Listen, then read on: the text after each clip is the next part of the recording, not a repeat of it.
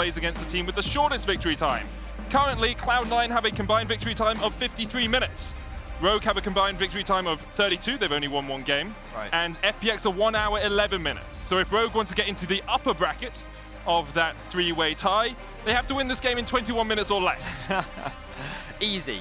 Anyway, let's jump straight into draft because this is do or die for Rogue. Their destiny could very well be out of their hands. Well, it is out of their hands.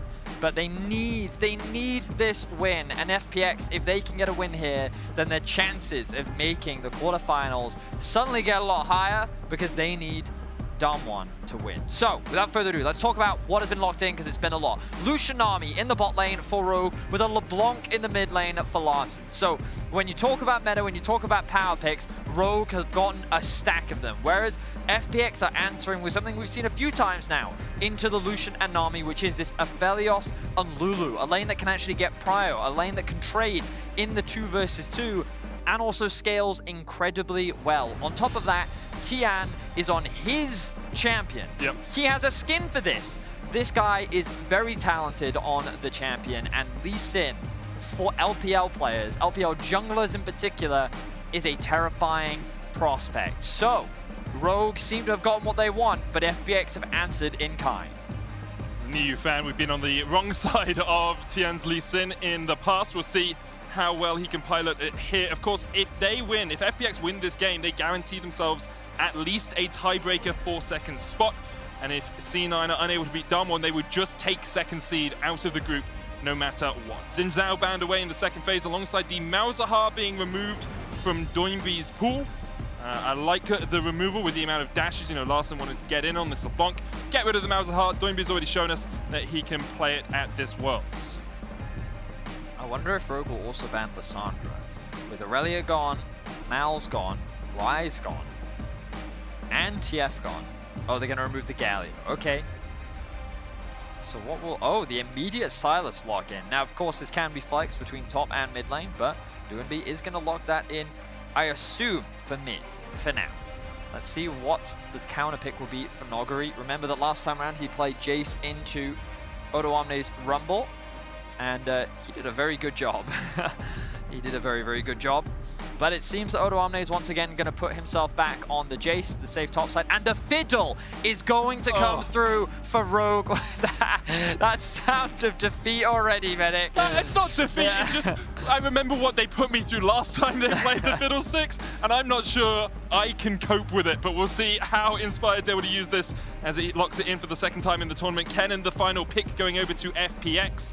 Expectations are Noguri will take that up towards the top lane. I think this is such a good pick because the thing is, when you have a lot of mobility, the way you deal with that is crowd control, and Kennen's ultimate can be so effective, and Fiddle is going to do his job for him. Oh, you're just going to jump on top of me, and then I can also just ult on top of you? Nice. Sounds great.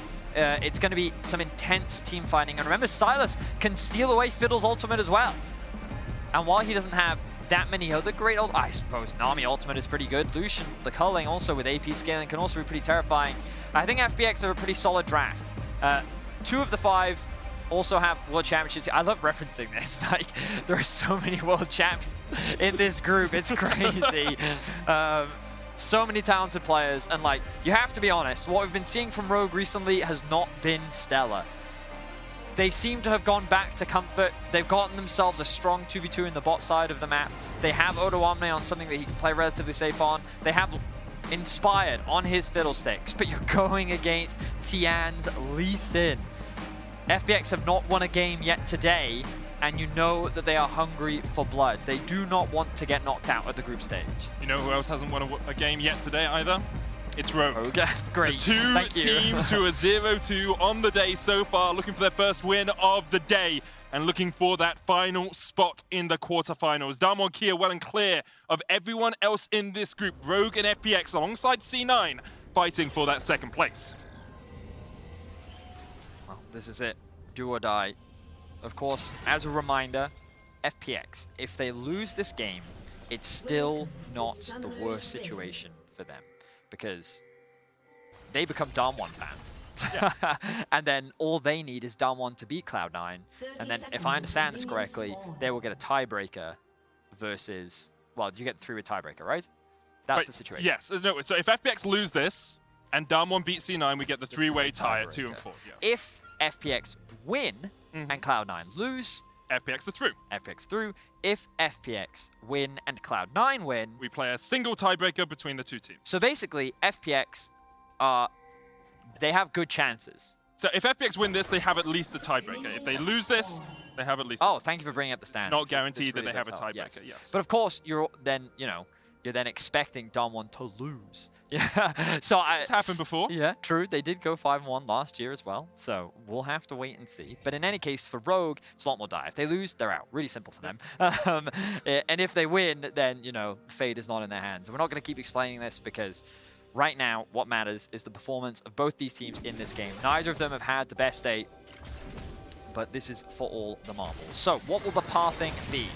We got a bit of trading in the bot side of the map, but I want to focus in on the junglers because Inspired is going to do the double click. We already talked about this the last time we got to see Inspired's Fiddle, but it's something that you can do. Your ability to clear 2 camps is what makes Fiddle's clear speed so incredibly strong. Meanwhile, Tian is actually going to start on the top side of his jungle. Didn't even use his skin. I know, it always upsets me when they don't. He's going to take out the red buff, he's going to do the Raptors, and he's going to path towards bot, where LWX and Crisp should be able to get priority in that lane, but it looks like Noguri is going to do the same thing up towards the top side of the map. Zodoamne is forced to play a little bit defensive. Level 2s are going to be very close. These next 2 melee minions will give the level up for LWX and Crisp. Last time Rogue and FPX played, Trimby got caught out with that level 2. Crisp was on a Leona, a little bit easier to engage with than a Lulu, but you can see Hansama and Trimby giving the respect due to the fact that Crisp and LWX have those extra abilities. Noguri chunked out a little bit by Odoamne, but Odoamne actually already quite low on mana, and with Kennen being an energy-based champion, Noguri will be very willing to trade his energy for Odo's mana.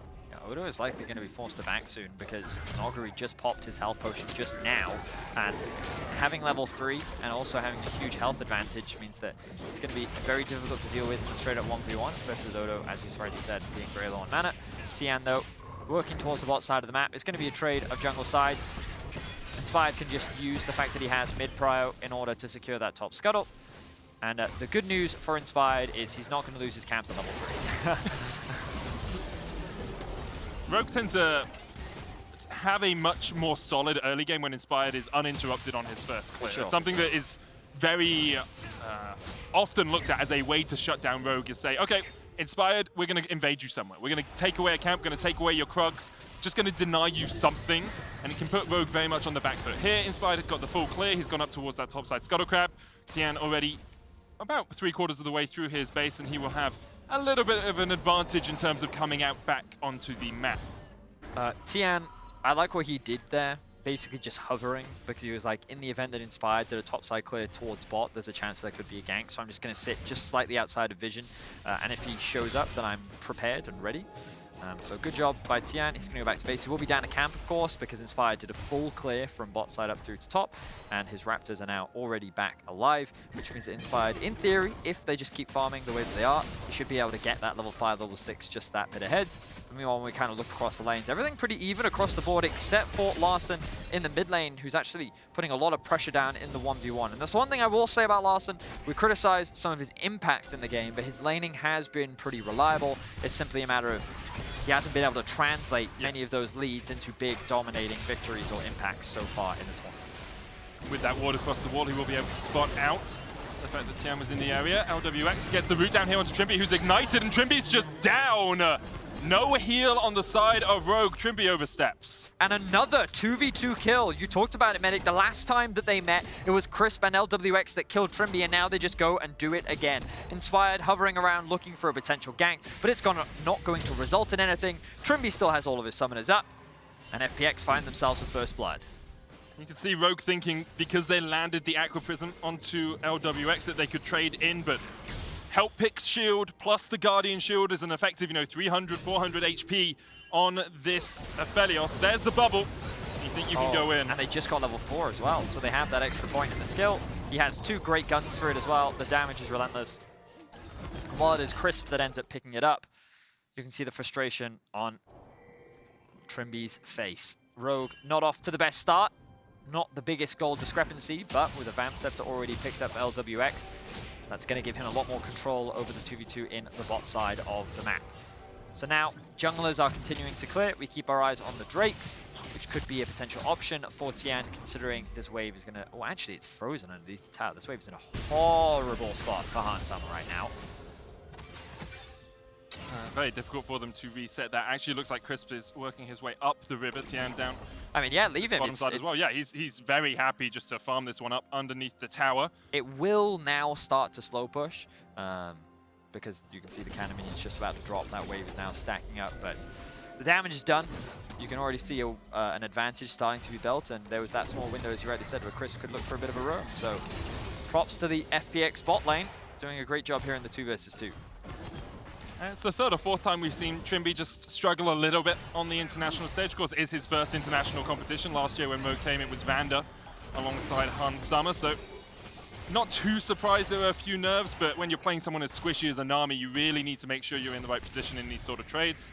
And even in the last game as Leona, sometimes just a little bit miscoordinated, uncoordinated, that's the word, with his team in teamfights. I mean, you got to remember the pressure as well. Like, Europe is struggling right now at the World Championship, and you know, every single team wants to represent Europe well.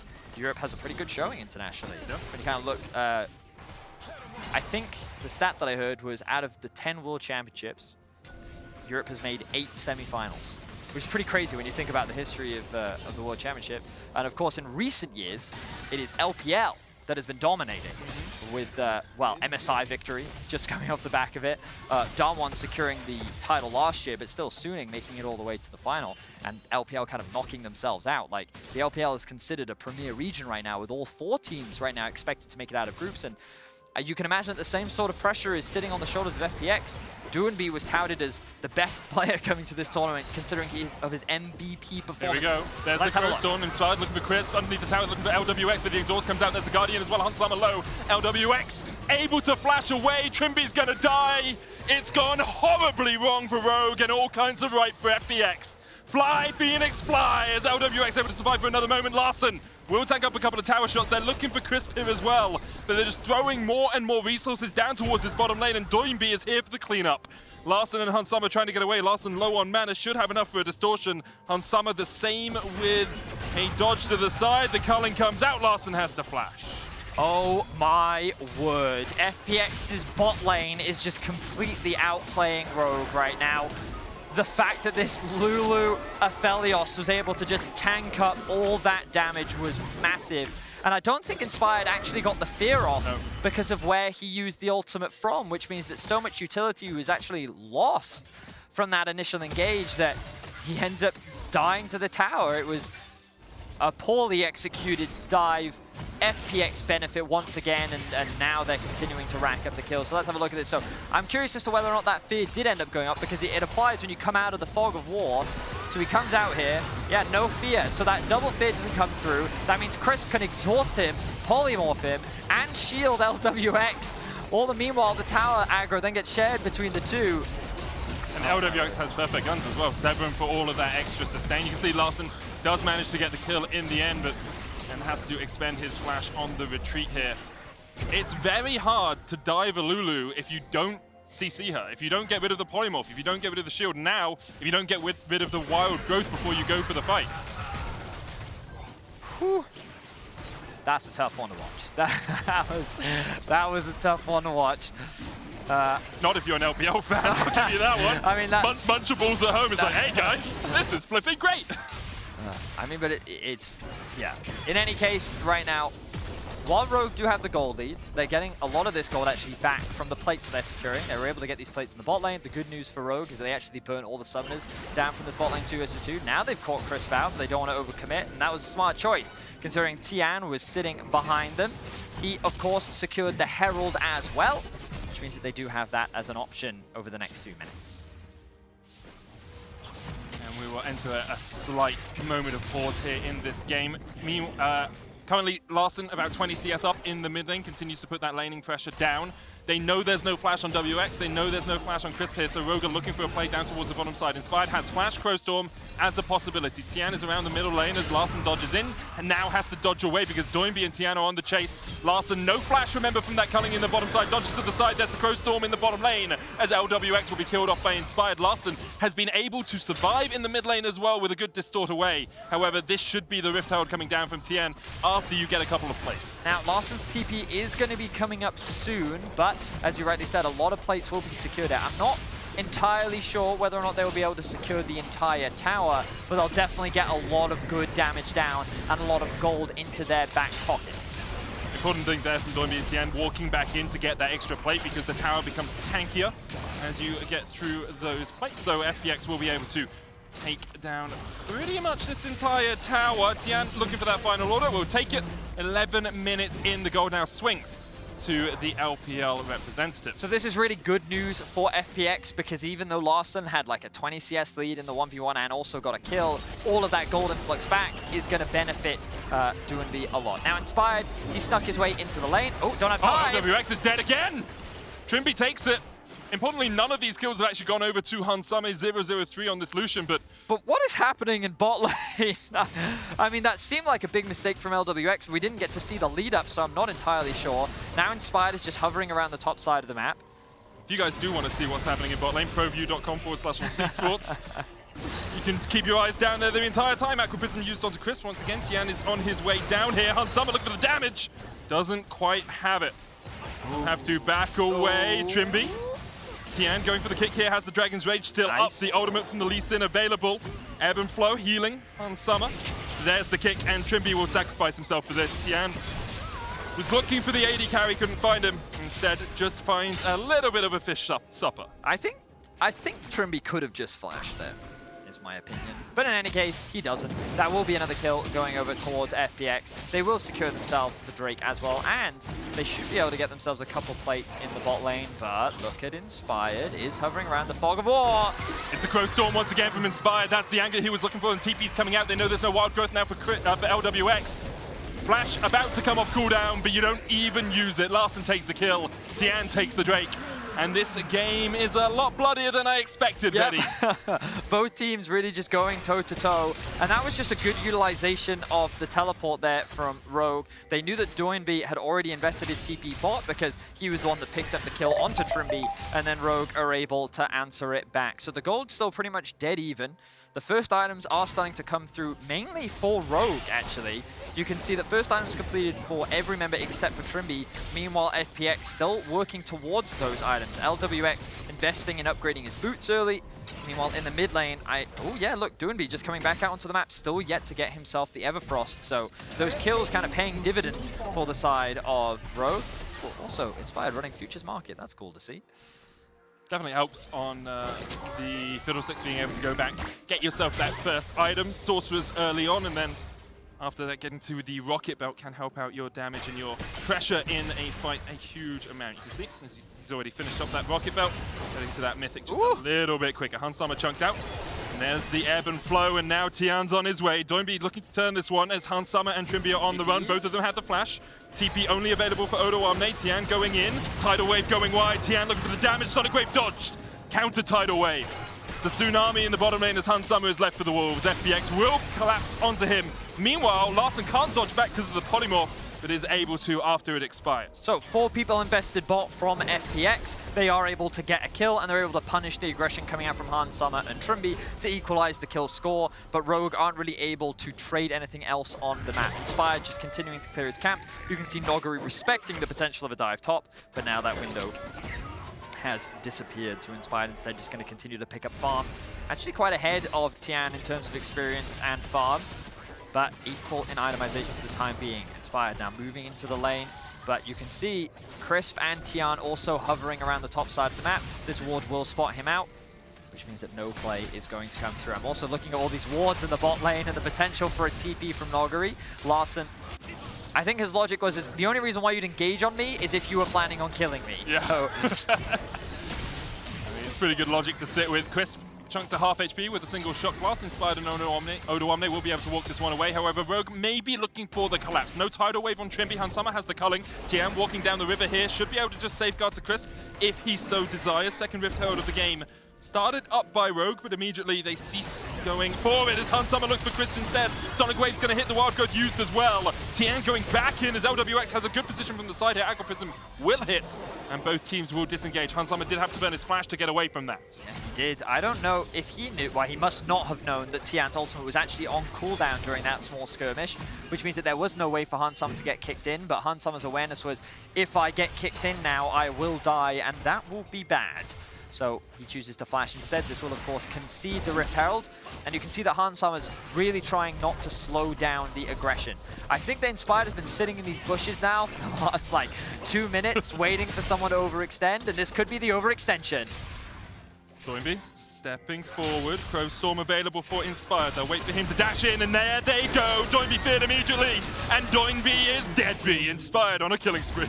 How long have you been holding on to that one? It's a really bad one, let's be honest. All right, Larson is going to secure the bot tower. Doesn't have the TP, but Tian should be able to just dash out that one. Ooh, they could deny the eye here. Nope, they're not going to. They know that Cannon's coming up. Noguri is on his way, and so they were like, we don't really want to take a fight into a Cannon when Larson doesn't have TP. It would be a 4v4, but we don't have the Tidal Wave, we don't have the Crow Storm into a Slicing Maelstrom. It's just a bit of a difficult situation to be in.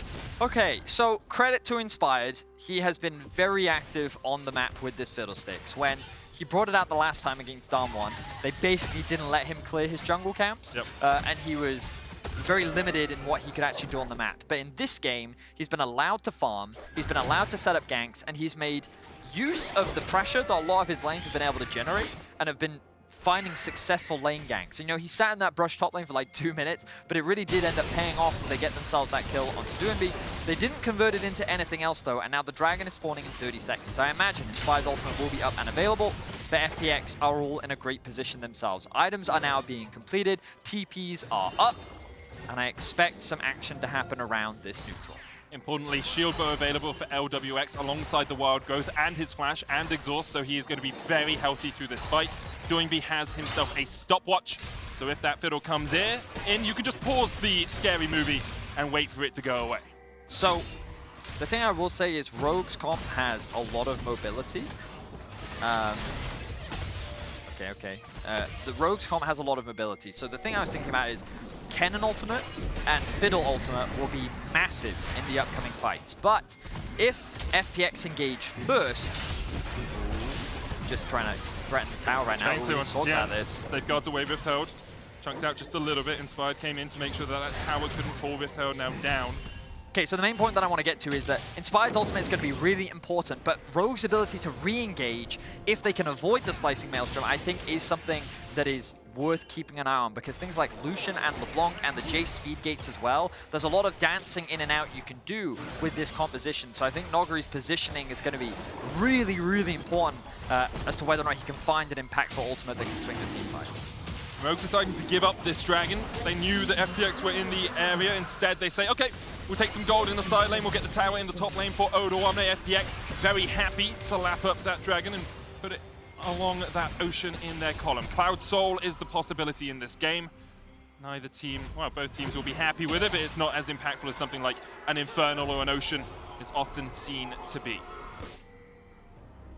I think that the bonus movement speed that you can get, you know, we already talked about the potential mobility on Rogue's composition being a big deal. I think bonus movement speed can also help with that. Yeah, and I mean, ultimate ability haste is never something to be sniffed at, you know? Especially when you're running Fiddle and Kennen. Those two, very, very important indeed. But it's been a bit of a, what's the word? I was going to say timid or trepidatious early game, but I don't know if trepidatious is the one that I want. Is fine, yeah. But it's been like very back and forth, you know? It's not been like explosive or dramatic, it's just kind of been an exchange here and there. We'll trade up here, we'll trade down here, we'll give you this, we'll take that. And so the gold has stayed relatively even. Of course, Rogue has been able to turn it into a gold lead, largely because their kills have been going onto their mid laner and their jungler, and they are up in towers right now. But No, I think that's kind of my point. Yeah, that was my your summary. I was going to say, like, but FPX have all these things. But, I mean, Drake's is the big thing, I suppose, for And FPX. they did get the Herald, so they were able to, you know, chip away at those towers. Yeah, they have been playing very well around the neutrals, where I feel Rogue have been a lot more focused on securing themselves things like the towers instead. But now, the thing is, these towers are now up for FPX to claim back for themselves, and they will equalize the towers, pick up some of that standing gold, 300 into the back pocket of Doinby. He's working towards his Zhonya's. And Rogue cross-mapping in the top side, but I don't think they'll be able to secure this. But it's funny because this reminds me of the classic Rogue that we're used to seeing from the regular season, right? The Rogue where you would leave Odo Omni in a side lane. He is just responsible for staying alive and doing his best and going even. Whereas they play a lot more around Hansama, and then they try and unlock Larson a little bit in the mid lane, and that's exactly what they've been doing. And so far, it's working quite well. But here comes the TP flank. Rogue immediately starts to disengage. Tian on his way, TP flank. Do they know? Now they do. Doinby backs away, and everyone will get out safely. So that's a TP expended from FPX. Yep, and that's a big cooldown now, because they have to send Noguri to match Odoamne in the bot lane, which is fine. But Rogue have the option to play through 3 lanes now rather than just 2, because they know that they can always create a numbers advantage thanks to the TP that they have. And they could be looking for another pick. They've snuck their way in here. Oh. There's the Sonic Wave. All of them hide. They wait. Doinby maybe the target. There's the Tidal Wave Crowstorm combination! And it's a tsunami of devastation for FPX's Tian Force. Anyone that has played against Fiddlesticks knows how annoying this champion is, because the moment his ultimate comes through, you just feel like you're permanently CC'd. You cannot move. The follow-up bubble from the Nami also locks down Tian, and he doesn't even get an opportunity to flash. So now Rogue, with the numbers advantage once again, with the pressure that they have in the top lane, they're looking to take the tier 2 tower, but Inspired is keeping his eyes on the potential flank from doing it. As a note for any supports out there that are wondering, why does Nami keep chucking Aquaprism onto Hansama, even though, you know, he's walking away? Does give movement speed, and Hansama might need a little bit of that as he has to get away from this. Doinby going in with a Crowstorm stolen away. Doinby pops the stopwatch, and Trimby goes pop. Double TP now invested by Rogue. They look to try and catch out this Silas. Larson dives forward, can't get the chains to connect, and is polymorphed as he went in. FPX find a kill. Huge interrupt there from Doinby. It was Rogue's bot lane just trying to back right in front of his face, and they immediately punish him for it. That was double TPs invested as well, and Noguri chose not to match because FPX could immediately disengage. So great punish. Noguri, though, he's just used his E. He also knows that Odoamne is there. Larson looking for the damage. A flash from Noguri will get him to safety. It is, with 50 seconds on the Drake, that could be a game changer.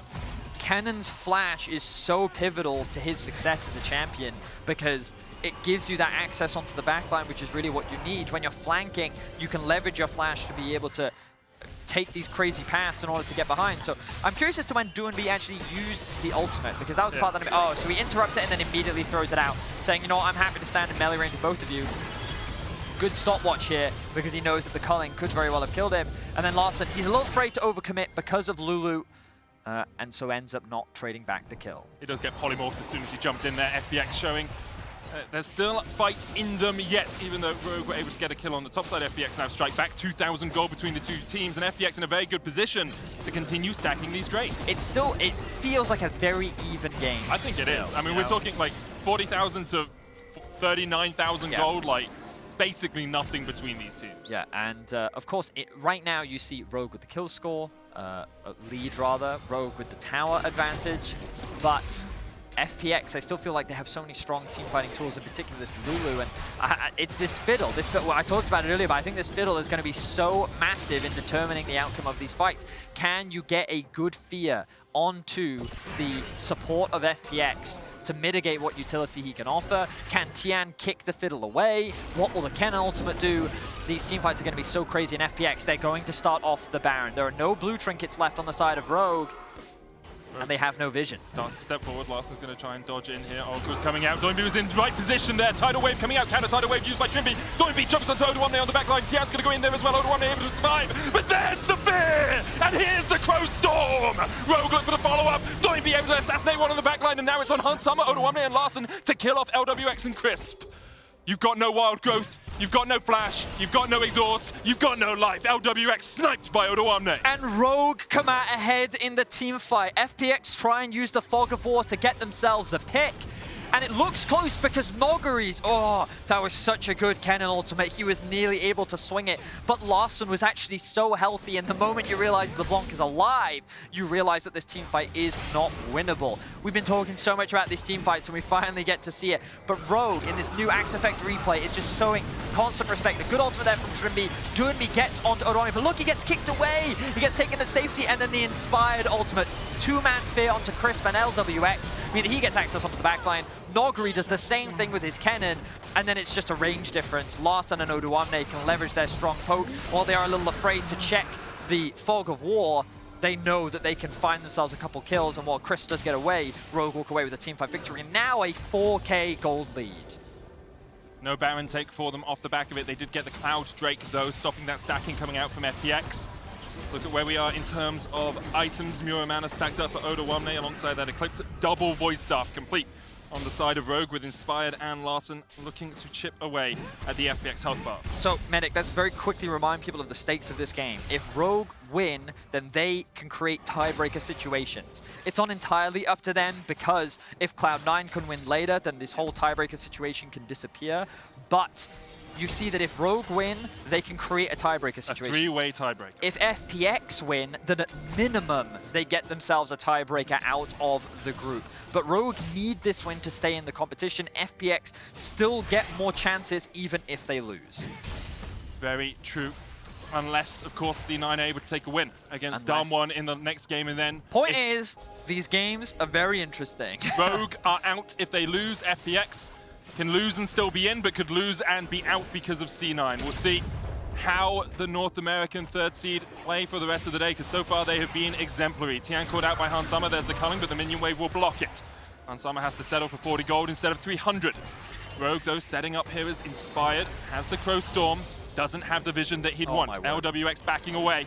Chris stepping forward, vision going to be cleared out. But just look at this vision right now. Thank you so much, Observers, for highlighting it, because it is complete darkness for the side of FPX. They want to enter to check the Baron, but Fiddle is lying in wait. He is the nightmare in the dark that you do not want to face check, and it makes it so difficult, because who face checks? Typically, that's what you leverage your melee supports for, but when you find yourself behind with the range support, it becomes so much easier to get caught out and get picked off. Inspired gets spotted out with that sweeper with the Scryer's Bloom. That's the one as Hansama looks for the mid lane tier 2. That will fall. Rogue get their 5th tower of the game, 4,500 gold ahead. And Betty, this is the sort of position where Rogue time definitely starts to play a factor. They have a substantial gold lead. And we have seen them lose games from positions like this before, but they are doing it by the numbers, setting up vision, setting up a control ward line. Larson here. We'll see if Tian pokes his head a little bit too far forward as he goes for the Razor Beaks. FPX, of course, have fought back from positions like this before as well. World champions only a couple of years ago. This year been disappointing, to say the least. To watch FPX, who, going into their finals, many people thought of as the best team in the LPL. Many people looked at them as the favorites, that they should 3-0 EDG. And since then, it seems like it's been more of a downward trajectory than anything else. Hansama looking in. Ooh. Chris has the flash. Tidal Wave coming out as well. Doinby's in a good position to the side. There's the Tidal Wave putting out, but Hansama able to dodge to the side of it. Root coming out. Moonlight Vigil onto Hans. Here comes Inspired once again. Looking for LWX already as Chris is down. Larson diving in. Larson shut down. And now the slicing Maelstrom finds 2. Hansama has to get away. Doinby and Noguri holding the hopes of FPX on their shoulders as Odo, Hansama, and Trimby try to surround them. Ends up being a 2 for 3 for the time being. Hansama still lives. Odo goes in. Doinby has the stopwatch Eclipse coming out from Odoamne. Doinby dodges away from the Aqua Prism. Noguri and Doinby can do this. They have the health advantage, but Rogue will back away. Hansama will heal up off this blue buff. We talked about those ultimates being so crucial, and Noguri came in clutch for the team there. We're going to get a replay to see exactly how it all broke down, because initially things looked great for Rogue. LWX and Chris once again got chunked out so low, but let's have a look back and see how things happen. So Hansama starts to fight off by chunking down Chris, forcing him out of the fight. Then the re-engage comes through. Larson is coming in from the flank. Hansama takes a lot of damage, and then here comes the ultimate from Inspired. He flashes in, fears up LWX, immediately cleanses that one, trying to disengage. But then look at the damage here from LWX and Doinby. They lock up the LeBlanc, immediately kill him, and then the flash from Noguri. We talked about how important that is, but he patiently waited for the right moment, dives onto the backline, and forces all the summoner spells out. Now, there are no flashes basically on the side of Rogue, still 3 available for FPX. FPX have that summoner advantage coming into this next fight. Gold still 5,000 between these two teams. 20 seconds on our next battle. You have to think it's a Cloud Drake, and actually, FPX might be willing not to take that fight. They don't need to, they don't have the vision. Really, Rogue get a second Cloud Drake, who cares at this point in the game? FPX only want to take fights on their terms, and we saw in that last fight, because Inspired just couldn't get multiple fears off, how they were able to turn it around. I mean, they positioned quite well, FPX, to force Inspired to have to use his flash as well, but that's now Fiddle Flash gone, and Kennen Flash gone as well, so positioning is going to be really important in these next few fights. Oh, and the death cap is now completed. 3 items finished for Hansama. Infinity Edge on top of LWX, but the crucial thing is 2-level difference between the AD carries. Nearly 300 farm there for Hansama. And Odoamne, props to him. Rough tournament, but great game so far. Completed his 4th item, a little bit more magic resistance. But look at this fog of war, the pings come down. The Spidey senses from Rogue are tingling, and they will not fall for the trap. FPX still showcasing they are a great team fighting team. They always have been, and they cannot afford to be underestimated. The pings coming down. Rogue feel that this could be another trap, and they're going to use a blue trinket to spot it out. They know that it's happening. They know that LWX is still on it. Odoamne clearing out a control ward. Inspired trying to get into darkness here as Doinby steals away the Crow Storm. Trimby has the prison, has the tidal wave as well. Hansama not here, but look at where Kennen is. Look at where Noguri is. He's in such a good position to flank here, but Hansama spots him out. There's the culling. Noguri was waiting in the wings. The Crow Storm from Doinby is going to come in, but immediately he managed to take one instead. He is popped in response. Hansama with a beautiful Ardent Blaze spotted the fact that Noguri was waiting in the wings. That's a worthwhile trade if you're Rogue, though. Support for mid laner, that sounds like a great trade deal. They could threaten the Baron, but right now they just have their eyes set on the mid lane. They know that they have the damage advantage. They still have Fiddle's ultimate. Noguri the same, though. Oh, look at the poke coming out from Odoamne. Noguri has no stopwatch. Like, he hasn't got Seekers, he's got no armor, he's not that tanky. If you can chip him out like this, he does have to reset as Inspired looks for Tian. There's the fear, stopwatch popped. Larson going in as well, LWX with good guns. Mikhail's was used by Crisp in that fight. Doinby has TP up in 10 seconds time. Rogue will disengage. Inspired about a quarter of that cooldown back before the Crow Storm comes. And now Noguri TP's in. Doinby has that TP as well, and FPX are pulling the trigger. It's such a good decision from FPX because they know that a lot of ultimates were just used by Rogue. They're trying to burn this down with the Aphelios, and you know that it dies quickly. Tidal Wave and culling are available. Trimby could put that wave into the middle of the pit and corral FPX to their dooms. Tian's half HP, he takes the Baron, but can they take the fight? Doinby jumped on immediate exhaust onto Larson, he's dead. And now it's all on Hansama and Odoamne's put the damage down. Noguri is on the chase. And FPX actually don't have to go for this one, but they're looking for more. Stopwatch coming out from Inspired. Doinby does the same. Noguri takes the kill. FPX get Baron, get 2, and get out. And Rogue, they had overcommitted in the mid play. They spent so much trying to get that kill onto Tian that he just walked away spotless, and then knowing that they had the TP advantage, immediately rotate towards the Baron. They have an Aphelios who's going to melt through that objective. The positioning was not great from Rogue, and they caught them while they dropped the ball. Beautiful decision there from FPX to put themselves back in the driver's seat and get a lot more gold into their back pockets. That willingness to make a split-second decision is something that exemplifies the LPL, something they've done so well over the last few years, and here FPX use it to their advantage. Only 2,000 gold between the two teams now, and FPX still have 2 minutes of this Red Bull Baron power play to play with. Let's have another look at this, because Larson tries to get in. Tian jumps out onto Inspire. And you can see that Rogue don't have any easy way to get in there, because Inspire doesn't have his ultimate available. Tian just tries to zone Odoamne away with his ult, and then look at the CC that comes down onto Larson. He even gets kicked in the air to maximize that utility, to prevent him from being able to dash back. And then FPX are able to find themselves 2 kills. Now pushing with the Baron, they're making their way towards the base. I thought initially that they would just use that ultimate to buy themselves a little bit more time, but no, they want to push, they want to get as much out of it as they can. And look at that, plus 3k gold for FPX. They are definitely back in this game. And the big thing as well is FPX now with priority in these lanes can push up and can get deeper vision. They can spot out where Inspired might be flanking, where he might be coming from, because as we mentioned earlier and as we saw in the bot lane play, if you do not stand out of vision, that does not fear. That Crow Storm does not fear your opposition. Hansama, though, maybe trying to catch FPX napping a little bit. They will be able to back away. And those Baron-empowered recalls helping FPX defend their base. So Rogue doing what they can, knowing that FPX was trying to secure the tier 1 top tower, which they should still get. They're going to steal away a lot of these jungle camps, keep the waves pushed in, and try and stall out this Baron buff for as long as they can. Really important to note that doing the 4 items, level 17 now as well. The fact that he was able to do so much in that last fight was massive.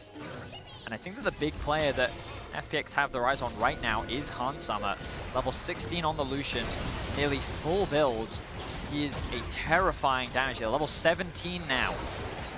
I mean, it was this lane, this matchup, the Lucian Nami that worked so well for them against Damwon. It was Hansama who kept them in the game. Hansama has been Rogue's standout player this entire tournament. I don't think anyone would ever doubt you if you said that, and now so much weight rests on his shoulders, but also inspired. That fear, if it connects, can do so much work here. Cloud Drake up in 1 second. Look at how FPX positioned. They try to stay away from the areas that they don't have information on and are always playing around their own vision, so that if Inspire tries to engage, as long as he doesn't have his flash, there's no way that he's getting on top of him. Larsen's actually gone down to the bottom lane here, knowing that FPX decided to work towards this top side of the map. Larsen thinks he can get another wave shoved in towards that tower. Will not take it.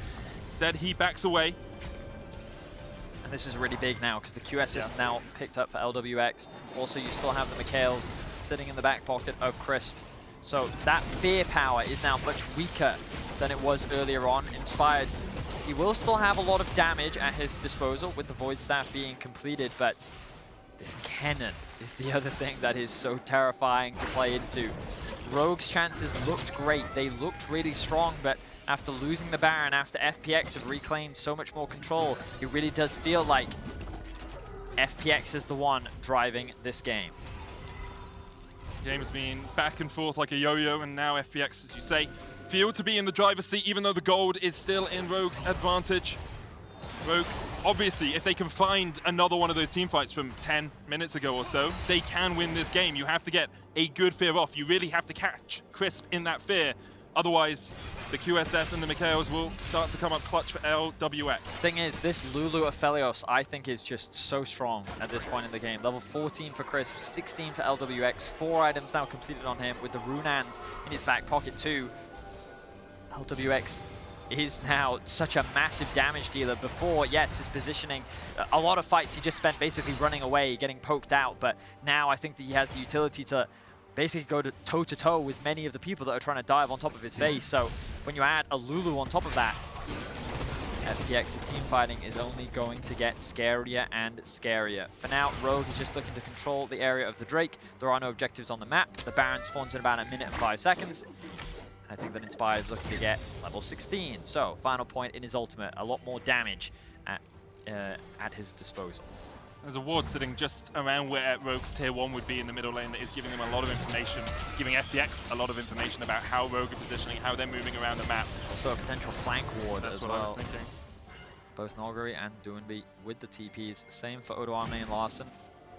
Very tense game right now. That's some damage. Though. That is damage. Yep. Odoame.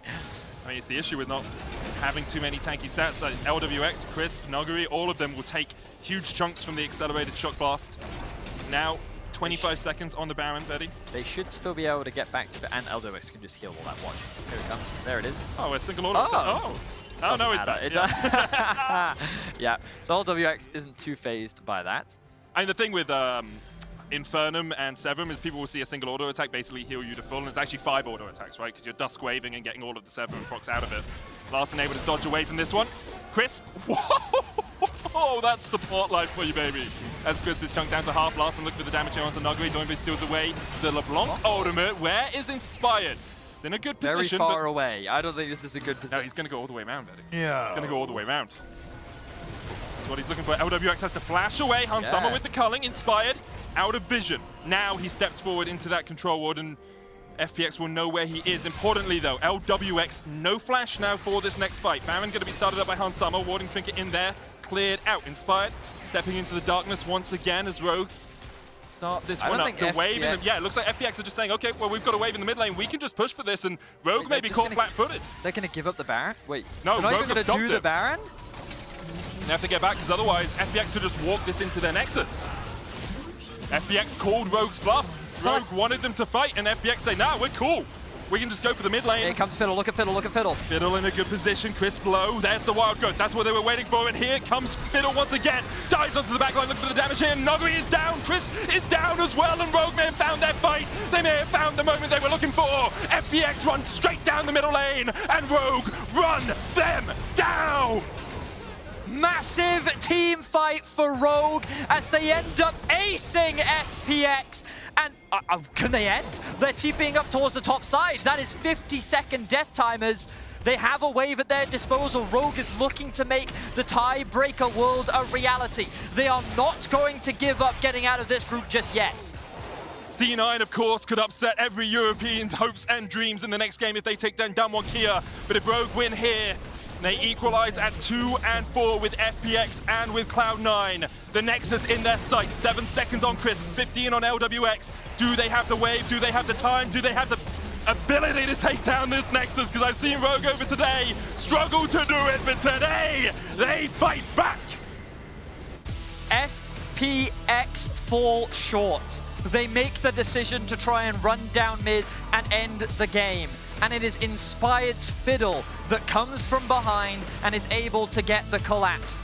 They fought well. They made a lot of great decisions and they nearly came back into this game. But FPX find themselves 0-3 in the second half of groups, and Rogue will be able to eke out a victory and keep their chances of making it out alive. Keep the chances of that three-way tie alive as well. It was a close one. Crazy close. So tight between these two teams, basically nothing between them, but it felt like FPX made a great move to go for that mid lane inhib, but just maybe a little bit too greedy to go for more afterwards. But it's crazy to think about that FPX, one of the tournament favorites, the second seed from the LPL, is struggling this much. Yeah. When they were at Worlds in 2019, yeah, they dropped a game here and there in the group stages, and then they picked it back up in the best of fives, but I don't think anyone anticipated this level of performance from FPX. And now, Cloud9 has everything They've got it in their hands. If they can do what no one in this group has done yet, if they can take down Damwon Kia, the reigning world champions, they can make it out of this group as the second seed and make their way into the quarterfinals. If they lose, they still find themselves in a good position, because I'm pretty confident, based on that, 40-minute game. Cloud9 should be favorites coming into that. No, but oh yeah, what I mean is Cloud9 will be top seed. Cloud9 will 100%. be top seed because it's based on your total